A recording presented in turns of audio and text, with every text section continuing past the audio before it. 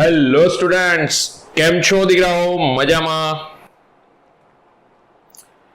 આપણે આજે આપણા ચેપ્ટર નંબર 4 રાસાયણિક ગતિકીમાં આગળ વધીશું. રાસાયણિક ગતિકીમાં દીકરાઓ આજનો ટોપિક ઇમ્પોર્ટન્ટ ટોપિક છે, ખૂબ સારો ટોપિક છે, સારા એવા ક્વેશ્ચન્સ પૂછાય છે એમાંથી, બરોબર છે? તો ઉદાહરણ સાથે સમજીશું. આજનો ટોપિક છે આપણી પાસે આણ્વિકતા. આણ્વિકતા ઘણા બધા છોકરાઓને આણ્વિકતામાં લેક્ચર પૂર્ણ થાય ને ત્યાં સુધી તકલીફ હોય અને વર્ષ પતે ને ત્યાં સુધી એ તકલીફ કન્ટિન્યુ જ રહે, બરોબર છે? પણ હું અલગ અલગ ઉદાહરણો વડે તમને સમજૂતીઓ આપીશ અને જો તમે પ્રોપર એ ઉદાહરણો સમજશો દીકરાઓ તો આણ્વિકતામાં કોઈ જ વાંધો નહીં આવે. ઓકે, સૌથી પહેલા આણ્વિકતા શું છે? આણ્વિકતા એટલે શું? તો આપણે એક પ્રક્રિયા લઈ લઈએ. A plus B gives C. આ જે પ્રક્રિયા છે એ પ્રારંભિક પ્રક્રિયા, શબ્દ સમજો હો, પ્રારંભિક પ્રક્રિયામાં સ્પીસીઝ એટલે કે પ્રક્રિયકો કે જે અણુ, પરમાણુ કે આયનના બનેલા હોય, અથડાય એટલે કે સંઘાત થાય,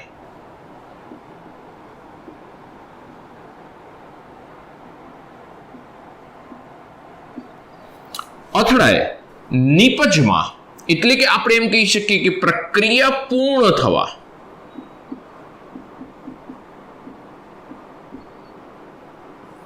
જાય તે સ્પીસીઝને અથવા તો તેને એની આણ્વિકતા કહેવામાં આવે છે. સમજો. મારી પાસે પ્રારંભિક પ્રક્રિયા એટલે શું? પહેલો ક્વેશ્ચન આવે કે સાહેબ પ્રારંભિક પ્રક્રિયા એટલે શું? તો પ્રારંભિક પ્રક્રિયા મીન્સ કે એક જ તબક્કામાં થતી પ્રક્રિયાઓ, એટલે કે આની મર્યાદા એવી છે દીકરાઓ. તો પહેલી મર્યાદા, ફરી પછી આપણે પાછા વ્યાખ્યામાં જઈએ કે એક તબક્કાવાળી પ્રક્રિયાઓ માટે જ અથવા તો એક તબક્કામાં થતી પ્રક્રિયાઓ માટે જ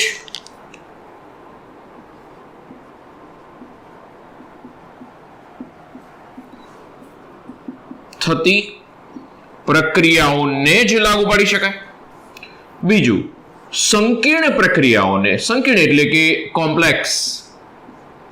કોમ્પ્લેક્સ મીન્સ જટિલ પ્રક્રિયાઓને લાગુ ન પાડી શકાય. એમ દેખ સર, જટિલ પ્રક્રિયાઓ એટલે કેવી? તો જટિલ પ્રક્રિયાઓ એટલે એકથી વધુ તબક્કામાં થતી પ્રક્રિયાઓ. સમજાવો, બંને પ્રક્રિયાઓ સમજો. એક તબક્કામાં થતી પ્રક્રિયાનું ઉદાહરણ પણ લઈએ, સંકીર્ણ પ્રક્રિયાઓનું ઉદાહરણ પણ લઈએ, પણ ફરી પાછા એક વખત સમજી લઈએ કે પ્રારંભિક પ્રક્રિયામાં એટલે એક જ તબક્કામાં થતી પ્રક્રિયામાં જે પ્રક્રિયાની, રાસાયણિક પ્રક્રિયાની જે સ્પીસીઝ છે એટલે કે અણુ, પરમાણુ કે આયન એકબીજા સાથે અથડાશે, સંઘાત પામશે અને અથડામણ પણ ધ્યાન રાખજો એની પણ કેટલીક લિમિટેશન્સ છે. અથડામણ કેવી રીતે થવી જોઈએ? તો કે અથડામણ જે આ બંને વચ્ચે અથડામણ થશે ને એ ચોક્કસ દિશામાં અથડામણ થવી જોઈએ ભાઈ.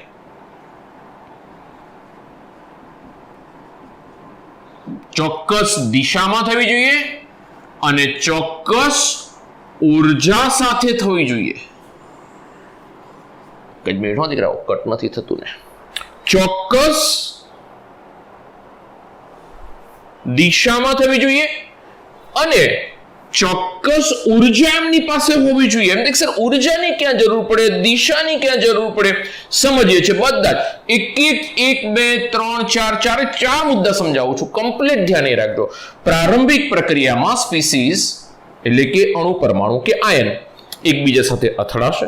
કેમ અથડાશે? પ્રક્રિયા પૂર્ણ કરવા માટે અથડાશે અને પ્રક્રિયા પૂર્ણ થવા જાય એને એ સ્પીસીઝની સંખ્યાને શું કહેવામાં આવે છે? આણ્વિકતા કહેવામાં આવશે. બરોબર છે. તો આણ્વિકતાની વ્યાખ્યા ધ્યાન રાખજો. બીજી વસ્તુ દીકરાઓ, એક તબક્કામાં થતી પ્રક્રિયાઓ. તો એક તબક્કામાં થતી પ્રક્રિયાઓ માટે આપણે એક્ઝામ્પલ લઈએ છીએ કે ચલો ભાઈ એક્ઝામ્પલ નંબર 1 કે એક તબક્કામાં થતી પ્રક્રિયાનું ઉદાહરણ આપો કે x + y it gives z.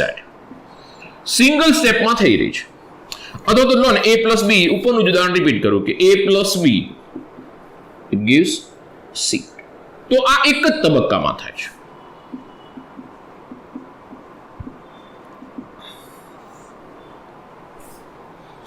ધ્યાન રાખજો, માત્ર પ્રારંભિક પ્રક્રિયાઓ અને જટિલ પ્રક્રિયાઓને અલગ કરી રહ્યો છું. બરોબર છે. પ્રારંભિક પ્રક્રિયાઓ અને જટિલ પ્રક્રિયાઓને અલગ કરું છું. આની આણ્વિકતા કેટલી થાય? તો આને આણ્વિકતા શોધવી હોય કે જે સૈદ્ધાંતિક રીતે જ મળશે. કેવી રીતે મળશે? સૈદ્ધાંતિક રીતે જ મળશે પ્રક્રિયા પરથી કે આના 1 મોલ છે, આના 1 મોલ છે, તો આ સ્પીસીઝ 1 મોલ, આ સ્પીસીઝ 1 મોલ, તો એની આણ્વિકતા કેટલી થઈ જાય? 1 + 1 બરાબર 2. જો મને પ્રાયોગિક રીતે વેગ નિયમ કેવી રીતે મળે આપણે પહેલા જ કહીને આપ્યા છે. જ્યારે વેગ નિયમ ભણ્યા ત્યારે જ ઇનિશિયલ હેડિંગ જ હતું આપણું કે પ્રાયોગિક રીતે જ મળે. પ્રાયોગિક રીતે મને વેગ નિયમ આ પ્રમાણે મળે વેગ is equal to k a⁻1 okay b⁻1. તો પ્રક્રિયાક્રમ ઇટ ઇઝ ઇક્વલ ટુ 2. તો આણ્વિકતા અને પ્રક્રિયાક્રમ બે સરખા થઈ ગયા. તમે જુઓ, આ મને પ્રાયોગિક રીતે પ્રક્રિયાક્રમ મળ્યો, આ મને સૈદ્ધાંતિક રીતે મળ્યું. સમજો, તો પ્રક્રિયાક્રમ મને પ્રાયોગિક રીતે જ મળશે, એ તો આપણે પહેલા કહીને આવ્યા છીએ. આ કેવી રીતે મળ્યું? મને સૈદ્ધાંતિક મળ્યું. હવે પ્રક્રિયાક્રમ અને આણ્વિકતા બે મને અહીં આગળ જુઓ સમાન મળી રહ્યા છે. પણ કઈ પ્રક્રિયાઓ માટે? એક જ તબક્કામાં થતી પ્રક્રિયાઓ, પ્રારંભિક પ્રક્રિયાઓ માટે એક જ તબક્કામાં પ્રક્રિયાઓ થતી હશે. બરોબર છે. તો એની અંદર ધીસ ઇઝ પોસિબલ કે આણ્વિકતા અને પ્રક્રિયાક્રમ બંને સરખા થઈ શકે. હવે આપણે એક જટિલ પ્રક્રિયાનું ઉદાહરણ લઈએ. Example number 2. જટિલ પ્રક્રિયા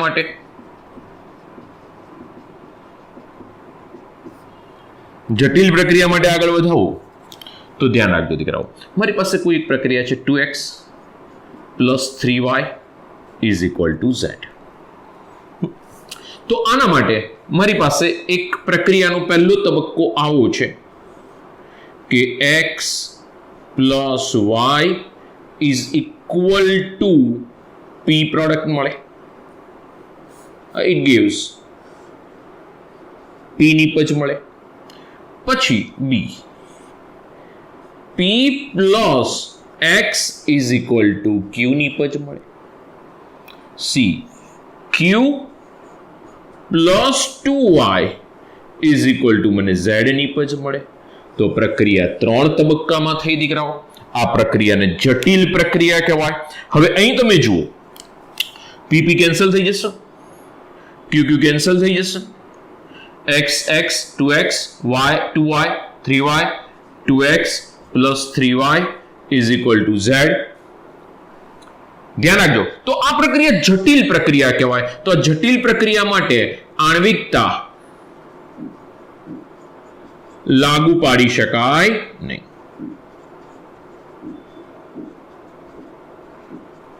એટલે કે પ્રક્રિયાની ક્રિયાવિધિ સમજવા માટે બહુ જ ઇમ્પોર્ટન્ટ ટોપિક.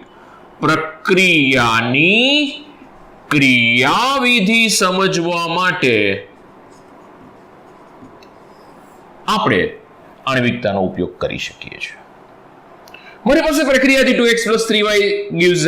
તો આ પ્રક્રિયા થઈ. હવે ધ્યાન રાખજો, આ પ્રક્રિયા છે ને ધીમી પ્રક્રિયા છે. ત્રણેય તબક્કામાં ધીમો તબક્કો છે. સમજો, 1 2 3 તબક્કામાં પ્રક્રિયા થાય, આ ધીમો તબક્કો છે. તો જે ધીમો તબક્કો હોય ને દીકરાઓ, એ જ વેગ નિર્ણાયક તબક્કો રહેશે.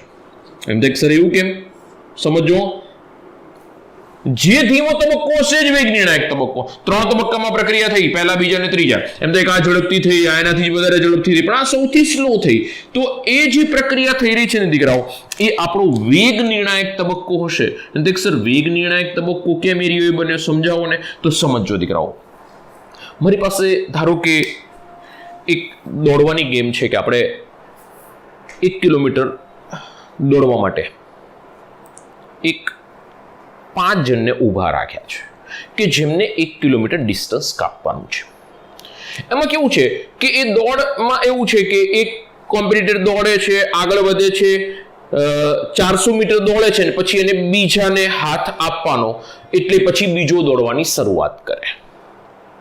પછી એ 400 મીટર દોડે ને પછી એ ત્રીજાને હાથ ટચ કરે, એટલે પેલાને 200 મીટર પૂરું કરવાનું. સમજો, એટલે કે પ્રક્રિયા 3 તબક્કામાં પૂરી થઈ. પહેલો દોડે છે, પહેલો તબક્કો વ્યક્તિ નંબર 1 દોડી રહ્યો છે. કેટલું દોડે છે તો કે વ્યક્તિ નંબર 1 400 મીટર દોડી રહ્યો છે. વ્યક્તિ નંબર 2 ને એને તાલી આપી, પછી એ પાછું દોડવાની શરૂઆત કરે. સમજો, તો આ પહેલો તબક્કો થયો. આ બીજો તબક્કો એવી 400 મીટરનો એ પૂરો કરે છે. ત્રીજી વ્યક્તિને જ્યારે આપે છે ત્યારે એને 200 મીટર દોડવાનું છે. સમજો, તો પ્રક્રિયા કેટલા તબક્કામાં થઈ? 1, 2 ને 3 તબક્કામાં થઈ. સમજો, 3 તબક્કા થયા. પહેલું સ્ટેપ 400 મીટર, બીજું સ્ટેપ 400 મીટર, ત્રીજું સ્ટેપ. આવા 4 કોમ્પિટિટર દોડી રહ્યા છે. બરાબર છે. 1 નંબરનો કોમ્પિટિટર દોડે છે, પછી ધારો કે આપણે એમ કહીએ છીએ કે ભાઈ R નંબરનો કોમ્પિટિટર દોડે છે, એ પણ બી આટલું દોડી રહ્યો છે. R gives P gives Q. બરાબર છે, એ જ આટલું દોડે છે. હવે આપણે એવું કહીએ છીએ કે ભાઈ એક કોમ્પિટિટર છે, A gives B gives C દોડી રહ્યો છે. હવે પહેલો જે કોમ્પિટિટર દોડી રહ્યો છે, સમજો, એને આ પહેલું ડિસ્ટન્સ કાપવા માટે 5 મિનિટનો સમય લાગ્યો. સમજો, 5 મિનિટનો સમય લાગ્યો. આને 3 મિનિટનો સમય લાગ્યો. હવે આ જ્યારે બીજા તબક્કામાં પહોંચે છે ત્યારે બીજા તબક્કામાં આને આ ડિસ્ટન્સ કાપવા માટે અહીંથી 3 મિનિટનો સમય લાગે છે. આ P ને પણ 400 મીટર દોડવા માટે 3 મિનિટનો સમય લાગે. સમજો, હવે જ્યારે આ 200 મીટર કાપવું છે ત્યારે આને 1 મિનિટનો સમય લાગે છે અને આને પણ 1 મિનિટનો સમય લાગે છે. કોણ જલ્દી પહોંચી જશે તો કે R પહેલા પહોંચી જશે. 1 નંબરને પહોંચતા સમય લાગશે. સમજો, પણ 1 નંબર ધીમો કેમ પડ્યો? ધીમો કેમ પડ્યો તો કે આ જે તબક્કો છે ને એ એના માટે સ્લો થઈ ગયો. આ તબક્કો ધીમો થઈ ગયો. જો આ તબક્કો ઝડપી બન્યો હોત ને તો આ પ્રક્રિયા ઝડપથી થઈ હોત, તો આ વ્યક્તિ પહેલો પહોંચ્યો હોત. કોઈ પણ બી નાનામાં નાના છોકરાને પૂછો તો બી જવાબ મળે કે આને ઝડપથી દોડવું જોઈતું હતું. એટલે કે જે સૌથી સ્લો રહ્યો એ જ વેગનો નિર્ણય કરી રહ્યો છે.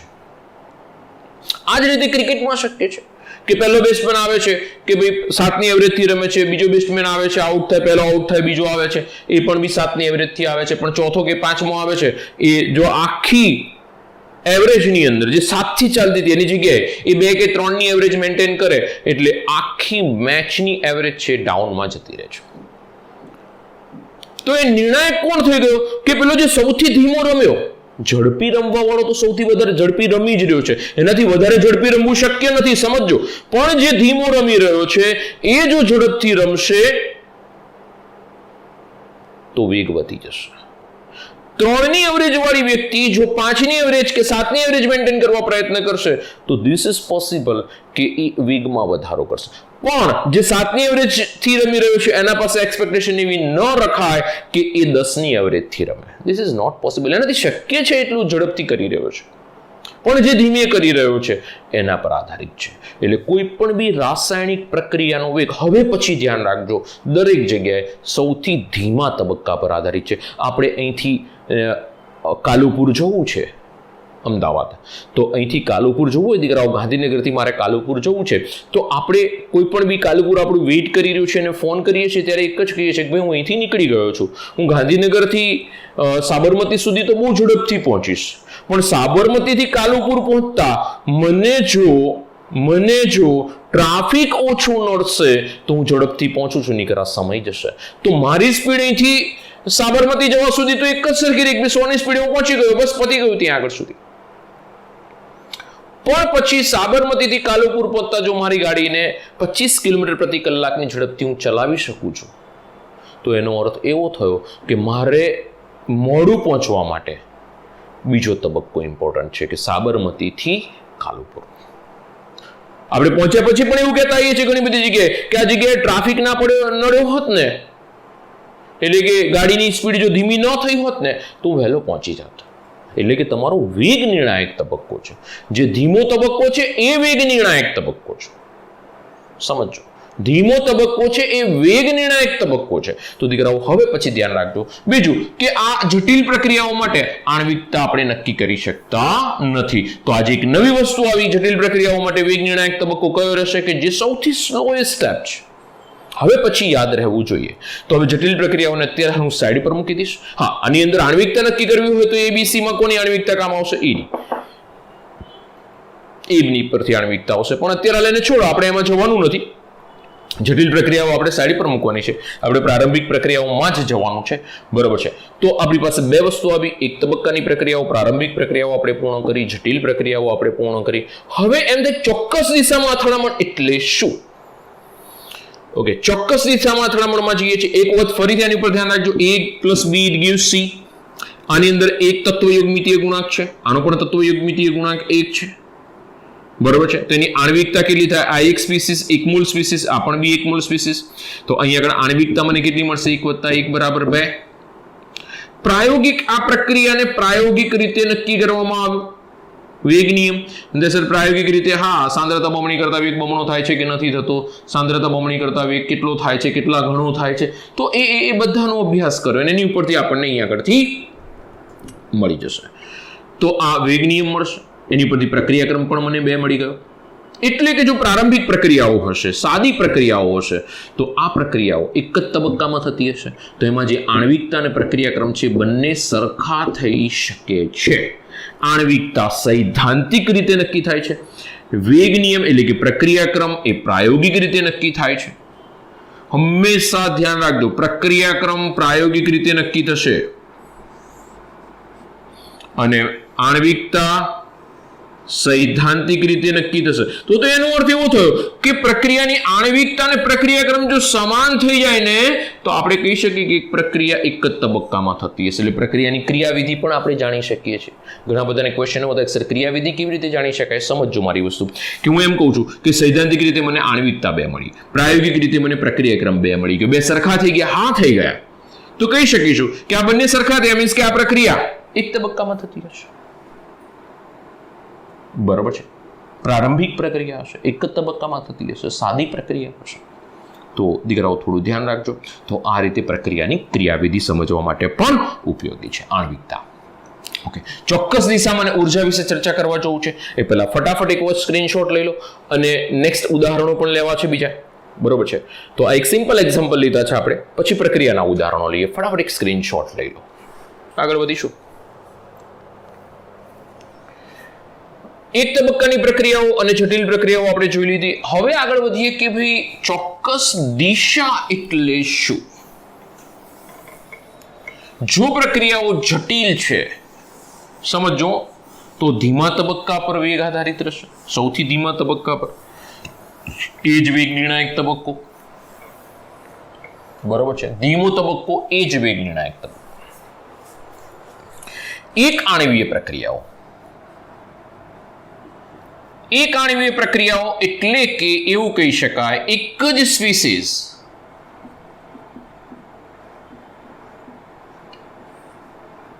રાસાયણિક પ્રક્રિયા પૂર્ણ કરવા માટે મથી રહી છે. NH4 NO2 એમોનિયમ નાઇટ્રાઇટ પ્રક્રિયા કરાવીશું, N2 + 2H2O બનાવશું. દીકરાઓ આ જે છે એક આણ્વિક પ્રક્રિયા છે. આની આણ્વિકતા જોઈ લઈએ, પ્રક્રિયાક્રમ જોઈ લઈએ શું આવે છે. તો દીકરાઓ આની આણ્વિકતા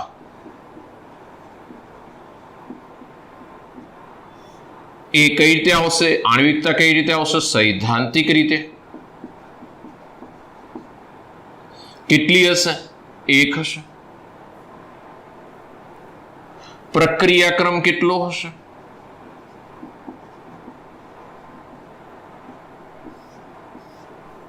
તો પ્રક્રિયાક્રમ શોધતા પહેલા મારે વેગ નિયમ લખવો પડશે. વેગ નિયમ, વેગ બરાબર K એમોનિયમ નાઇટ્રાઇટ. વેગ નિયમ કેવી રીતે મળશે મને? પ્રાયોગિક રીતે મળશે. કેટલો મળે છે પ્રાયોગિક રીતે વેગ નિયમ? તો કે આ લખેલો એરિયો એ છે.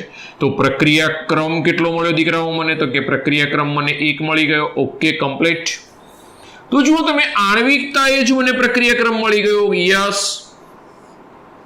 તો ફાઇનલ છે કે આ પ્રક્રિયા એક તબક્કામાં થતી હશે. આ પ્રારંભિક પ્રક્રિયા હશે, એક તબક્કામાં થતી હશે. This is possible. જટિલ પ્રક્રિયા હોત તો ન મળત. ચલો નેક્સ્ટમાં આગળ વધીએ. સેકન્ડ એક્ઝામ્પલ, 2HI દ્વિઆણ્વિક પ્રક્રિયાઓ. દ્વિઆણ્વિક પ્રક્રિયાઓ એટલે કે બે સ્પીસીસ પ્રક્રિયામાં ભાગ લેતી હોય. જેમ કે 2HI, HI plus HI, it gives H2 plus I2. આની અંદર આણ્વિકતા 2 છે. હા, 2 છે. હવે સમજો, મારે એક સમજાવવાની વસ્તુ હતી કે ચોક્કસ દિશામાં અથડામણ થવી જોઈએ. ચોક્કસ દિશામાં અથડામણ થવી જોઈએ, પહેલી શરત હતી. તો જો એક સામાન્ય એક્ઝામ્પલ વડે સમજાવું. H અને I ના આ HI નો એક અણુ HI ના બીજા અણુ સાથે પ્રક્રિયા કરે દીકરાઓ. હવે સમજો, આ HI નો એક અણુ છે, એક સ્પીસીસ HI ના બીજા સ્પીસીસ સાથે પ્રક્રિયા કરે, બંને ભેગા થઈને એક કોમ્પ્લેક્સ બનાવો. H H I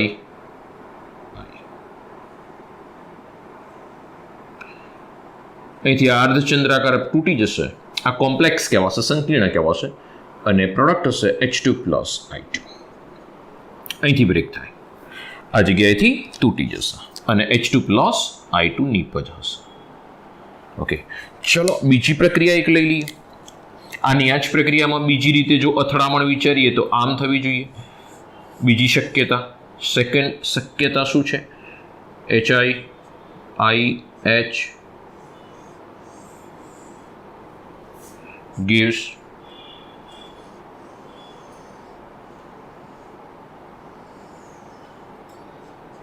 H I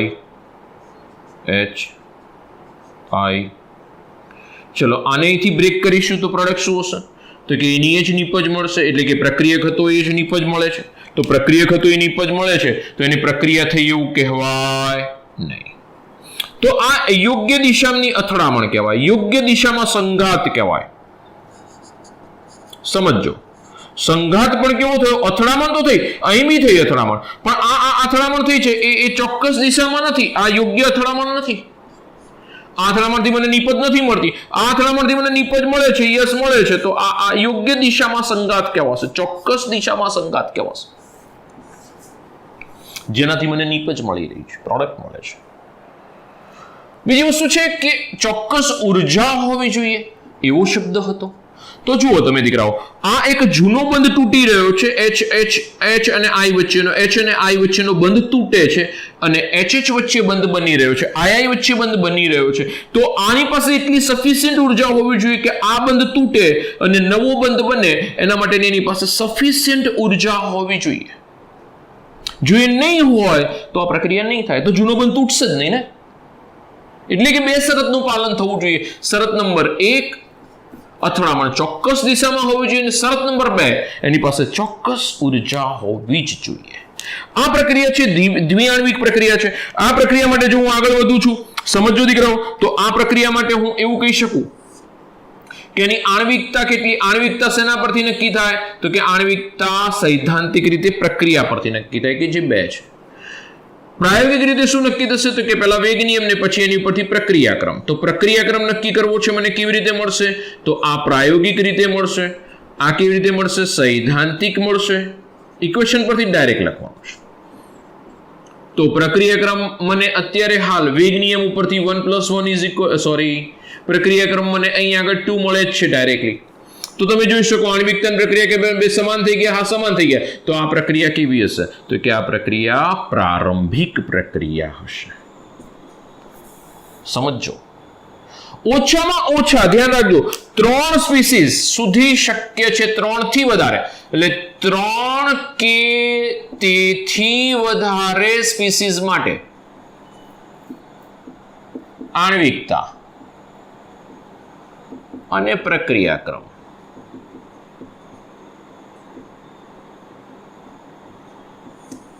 બંને સમાન ન થાય. 3 કે તેથી વધુ સ્પીસીસ માટે 3 માટે ન થાય, 3 કરતા વધારે માટે ન થાય, 3 માટે નહીં થાય, 3 કરતા વધારે માટે નહીં થાય. બરોબર છે. તો 3 સ્પીસીસ માટે બી શક્ય નથી, કારણ કે 3 સ્પીસીસ માટે એટલા માટે શક્ય નથી દીકરાઓ કે એક તો પહેલા ચોક્કસ દિશામાં અથડામણ, આ ચલો આમ અથડાય, 3 હોય તો ત્રણેયના એંગલ જુદા જુદા હશે. બરોબર છે, ત્રણેયના એંગલ જુદા જુદા હશે. ઓકે, આ યોગ્ય દિશામાં અથડામણ થઈ ગઈ, ચોક્કસ દિશામાં અથડામણ થઈ, દિશા બદલાઈ ગઈ છે, નીપજ ન મળી. બરોબર છે. અહીં ચોક્કસ દિશામાં તો આ ફળદ્રુપ અથડામણ કહેવાશે, ફળદાયક અથડામણ કહેવાશે. મને ફળ મળ્યું, નીપજ મળી, એટલે આ ફળદાયક અથડામણ કહેવાય. કેટલીક વખત શબ્દો વપરાય છે. ફળદાયક અથડામણ કોને કહેવાય?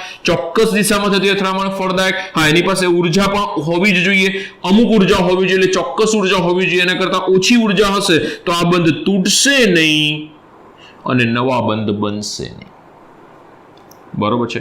બીજી વસ્તુ દીકરાઓ, દ્વિઆણ્વિક પ્રક્રિયા સુધી બરોબર છે કે એની આણ્વિકતા અને પ્રક્રિયાક્રમ સરખા ચાલે, પણ ત્રિઆણ્વિક પ્રક્રિયાઓ એટલે કે 3 સ્પીસીસ હોય આ જગ્યાએ અને એના કરતા ધ્યાન રાખજો વધારે હોય, તેથી વધુ સ્પીસીસ હોય, તો એના માટે આણ્વિકતા અને પ્રક્રિયાક્રમ સરખા ન જ થાય. બરોબર છે, નહીં જ થાય. કેમ? તો કે ત્રિઆણ્વિક પ્રક્રિયાઓ હોય ને, 3 કરતા જેવી વધારે સ્પીસીસ થાય ને, 3 કે વધુ સ્પીસીસ જેવી આવે ને, એટલે પ્રક્રિયાના તબક્કા વધી જાય. પહેલા તો પહેલી કન્ડિશન. બીજી કન્ડિશન, ધારો કે મારી પાસે 3 સ્પીસીસ છે, A, B અને C. એમાં ફિક્સ હોય કે A ને ક્યાં અથડાવવાનું છે, કે એને આ જગ્યાએ અથડાવવાનું, B ને ક્યાં અથડાવવાનું, એને બી આ જગ્યાએ જ અથડાવવો જોઈએ, એને સી આ જગ્યાએ અથડાવવો જોઈએ. સમજો, આ એ બી આ જગ્યાએ અથડાવવું જોઈએ, બી ને સી આ જગ્યાએ અથડાવવું જોઈએ. હવે દીકરાઓ વિચારો, એક્ઝેક્ટ એ જ જગ્યાએ અથડાવવા માટેની સંભાવના કેટલી? તો કે ખૂબ ઓછી. તમે વિચારો, 2 સુધી તો બરોબર છે કે એ પરિપૂર્ણ થઈ ગયું, પણ જેવી 3 સ્પીસીસ થાય એટલે તરત તમે વિચારો કે ચોક્કસ દિશામાં જે અથડામણ થઈ છે ને દીકરાઓ, દરેકમાં ચોક્કસ દિશામાં એને આ જગ્યાએ બી અથડાવવું જોઈએ, બી ને આ જગ્યાએ સી અથડાવવું જોઈએ, તો આ 3 ને 3 ભેગા થઈને ડી નીપજ આપે. તો આની સંભાવના શું, આની શક્યતા શું? ખૂબ ઓછી. એટલા માટે આપણે ના પાડીએ છીએ. બરોબર છે કે આ શક્યતા બિલકુલ નહીવત છે. ધીસ ઇઝ નોટ પોસિબલ યાર. બહુ રેરલી છે, બહુ જ ઓછા પ્રમાણમાં આ વસ્તુ શક્ય બનશે. બરોબર છે. ત્રિઆણ્વિક પ્રક્રિયામાં આગળ વધવું છે. ત્રિઆણ્વિક પ્રક્રિયાની અંદર તો દીકરાઓ ફટાફટ એક સ્ક્રીનશોટ લઈ લો, પછી તરત ત્રિઆણ્વિક પ્રક્રિયાઓમાં આગળ વધું છું. લઈ લીધો? ઓકે, ત્રિઆણ્વિક પ્રક્રિયાઓ ફાઇનલ થઈ ગયું આપણે કે ચોક્કસ દિશામાં અથડામણ થવી જોઈએ, એની પાસે ચોક્કસ ઉર્જા પણ હોવી જોઈએ. બરોબર છે. અને બીજું એવું પણ નથી કે બધી દ્વિઆણ્વિક પ્રક્રિયાઓ દેખાતી હોય, બધી જ આણ્વિકતા અને પ્રક્રિયાક્રમ સમાન હોય, એવું બી શક્ય નથી. જોઈએ આપણે હમણાં દ્વિઆણ્વિક પ્રક્રિયાનું એકાદ ઉદાહરણ પણ લઈએ એવું. ચાલો દીકરાઓ, third example, 2NO plus O2 gives 2NO2. થઈ ગઈ ત્રિઆણ્વિક પ્રક્રિયા? યસ. તો આના માટે આણ્વિકતા અને પ્રક્રિયાક્રમ બંને શક્યતઃ બહુ જ ઓછી કન્ડિશન એવી છે કે જેની અંદર પ્રક્રિયાક્રમ ને આણ્વિકતા બે સમાન થઈ શકે. બરોબર છે. ફોર્થ એક્ઝામ્પલ લઈએ આપણે, KClO3 plus FeSO4 plus H2SO4 gives KCl, balance કરું, પ્લસ Fe છે ને Fe2SO4 થ્રાઇસ બનાવશે અને હાઇડ્રોજન ને ઓક્સિજન ભેગા થઈને H2 બનાવશે. આ 3 મોલ લઈ લો, આ 3 મોલ લઈ લો, બેલેન્સ કરો. હાઇડ્રોજન 6 છે, હાઇડ્રોજન 6, Fe 6 છે, Fe 6 થઈ ગયું, બેલેન્સ થઈ ગયું. હવે આ પ્રમાણે ગણવા જાઉં તો આણ્વિકતા કેટલી થાય? 6 3 9 ને 10, આણ્વિકતા 10 થાય. તો આના માટે શક્ય છે કે આપણને પ્રક્રિયાક્રમ બી 10 મળે. આ પ્રક્રિયાનો પ્રાયોગિક રીતે સમજો. હવે પ્રક્રિયાક્રમ 2 છે. આણ્વિકતા 10 થાય લો. 1 ને 6 અને 3, 9 ને 10 લો, શક્ય છે.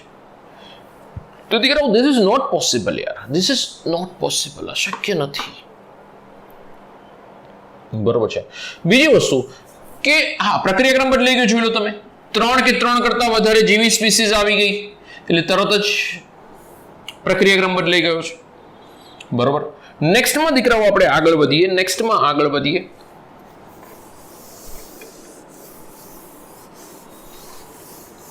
કે એક એક્ઝામ્પલ લઈએ કે જો પ્રક્રિયા વધારે તબક્કામાં થાય છે તો વેગ આપણે હમણાં ચર્ચા કરી છે, પણ ચોપડીનું એક્ઝામ્પલ લઈ લઈએ કે મારી પાસે હાઇડ્રોજન પેરોક્સાઇડ છે, I- એની પાસે ઉદ્દીપક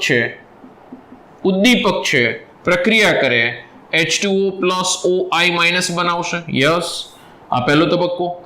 બીજો તબક્કો છે H2O2 + OI- પ્રક્રિયા કરશે.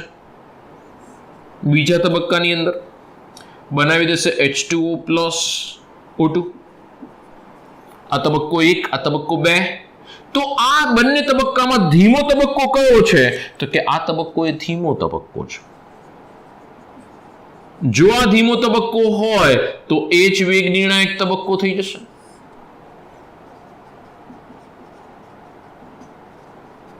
અંગ્રેજીમાં કહું તો RDS, રેટ ડિટરમાઇન સ્ટેપ, વેગ નિર્ણાયક તબક્કો. તો દીકરાઓ પ્રક્રિયા આ 2 તબક્કામાં થાય છે. તબક્કો 1, તબક્કો 2. આ ધીમો તબક્કો છે, આપણે હમણાં જ ચર્ચા કરી. ધીમો તબક્કો એ જ વેગ નિર્ણાયક તબક્કો, આ વેગ નિર્ણાયક તબક્કો છે. તો આ પ્રમાણે તમે નક્કી કરવા જો આની આણ્વિકતા કેટલી, તો કે 1 હોય તો પ્રક્રિયાક્રમ કેટલો મળે? પ્રક્રિયાક્રમ 2 મળે છે, કારણ કે વેગ ઇઝ ઇક્વલ ટુ કે H2O2 1 I-1. ધ્યાન રાખજો, અહીંયા આગળ I ઉપર પણ આધારિત છે. પ્રક્રિયાક્રમ 2 મળે છે. આણ્વિકતા નક્કી કરવા જાવ તો કે 1 છે, પ્રક્રિયાક્રમ 2 થયો. એટલે દીકરાઓ કેમ થાય કે વધુ તબક્કામાં પ્રક્રિયા થઈ ગઈ. કયા તબક્કા પર આધારિત થશે? વેગ કયા તબક્કા પર આધારિત રહેશે? ધીમા તબક્કા. તો પહેલો તબક્કો ધીમો છે તો ધીમા તબક્કા પર આધારિત રહેશે. તો દીકરાઓ ધ્યાન રાખીશું. આ આપણી પાસે આણ્વિકતા આવી. હવે આણ્વિકતા અને પ્રક્રિયાક્રમ વચ્ચેનો તફાવત લઈએ એ પહેલા ફટાફટ આનો એક સ્ક્રીનશોટ લઈ લો, પછી આપણે તફાવત લઈએ. બરોબર છે? ચલો.